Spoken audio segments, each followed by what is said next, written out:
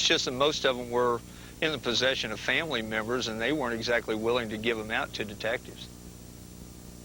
But even without an incriminating photo, after 10 years of crime, the walls were beginning to close in on the outlaws. Pinkertons on the trail of the James gang tried shadowing two of Cole's brothers, John and Jim.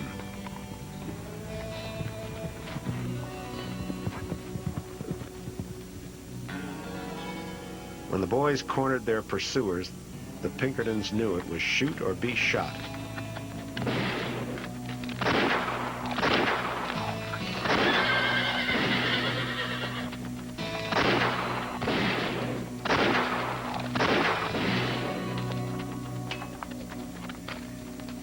When the smoke cleared, one Pinkerton lay dead. Cole's kid brother John had taken a fatal slug in the neck. Cole later said that this was kind of like a traumatic event in his life, that until that time they never thought about the possibility of any of them getting caught or especially killed. The Pinkertons' killing of Brother John led to a declaration of all-out war from the James gang.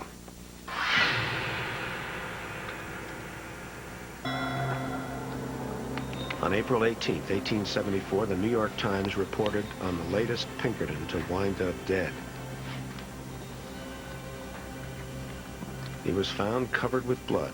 A note pinned to his chest read as follows: "This shall be the fate of all of Pinkerton's detectives who come to hunt the James brothers.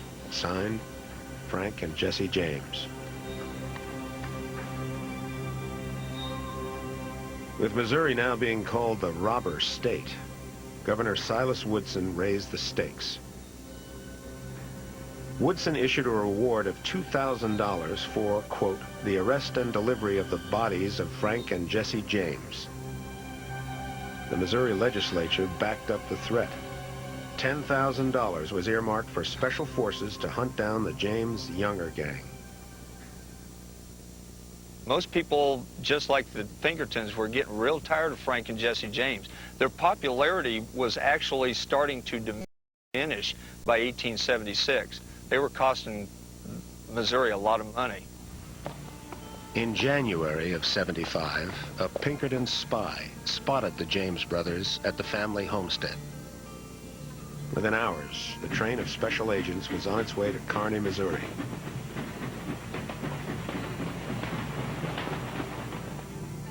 As the James family sat down after dinner, the squad of Pinkertons surrounded the house. Some say the agents threw in a flare. Others claim it was a grenade. They had back then what they called Grecian pots, or Greek fire. They were cast iron globes about that big, with a big hole in the top of them, filled with a kerosene and turpentine mixture. One of these was tossed through the window of the kitchen. The Pinkertons were trying to set the floorboards on fire. The explosion cost the boy's mother her arm. Their half-brother, 9-year-old Archie, was killed instantly.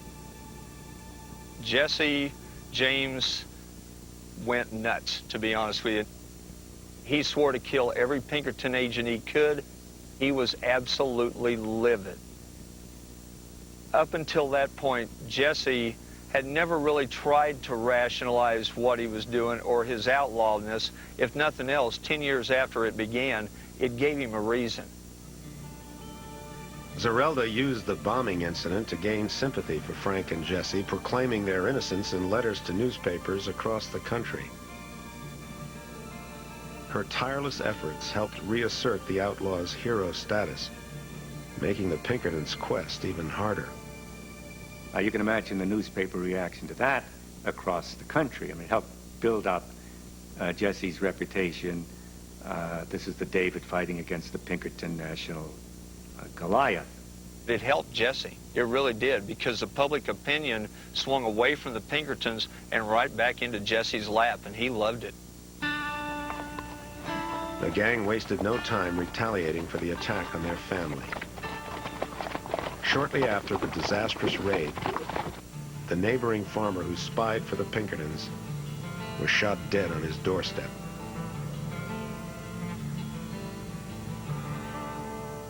For Jesse, the struggle with the Pinkertons was as much a battle of wits as of bullets. He reveled at taunting the agents who tracked him. Once, while traveling under an assumed name, Jesse struck up a conversation with a Pinkerton detective. Days later, the detective received a postcard informing him that he had at last met up with the infamous Jesse James. Alan Pinkerton was not going to give up easy. He started some very intensive efforts to try to capture, or at the very least locate, Frank and Jesse and the Youngers. The gang was now at the peak of its fame. Newspapers across the country ran features on their exploits. Whenever and wherever a holdup occurred, it was always declared the work of the James Younger gang. Jesse himself was the reigning celebrity of the day.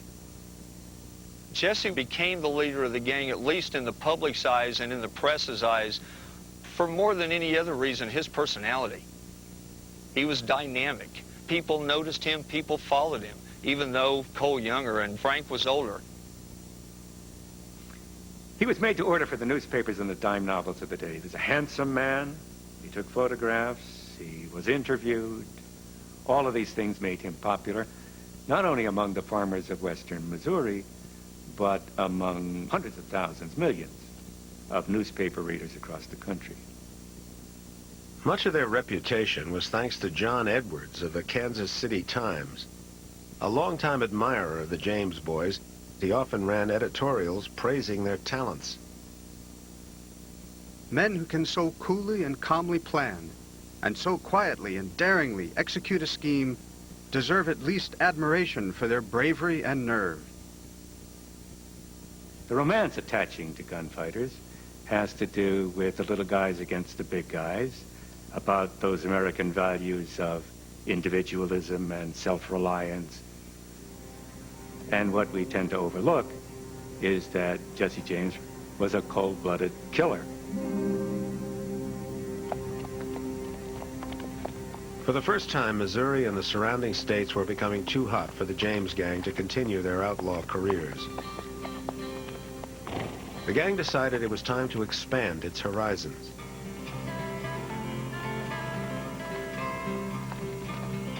One gang member, William Stiles, tried selling coal and the James boys on Minnesota.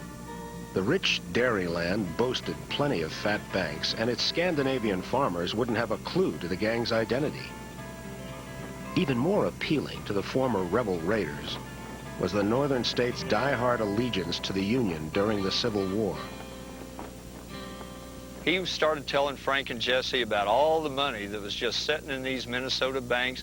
Nobody had ever robbed a bank or a chain in Minnesota. It would be easy pickings. They could go up there, spend a week, load up their pockets, and ride back to Missouri. But venturing so far from their home base presented new risks. A robbery where escape routes were unfamiliar and local support non-existent would go against everything they had learned as Confederate guerrillas.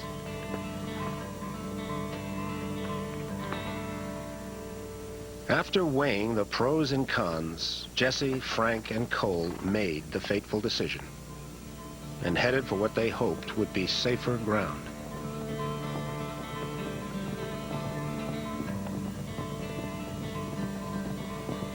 Some of the gang members wouldn't lay eyes on their homes again for over 20 years. Others wouldn't live long enough to know the difference.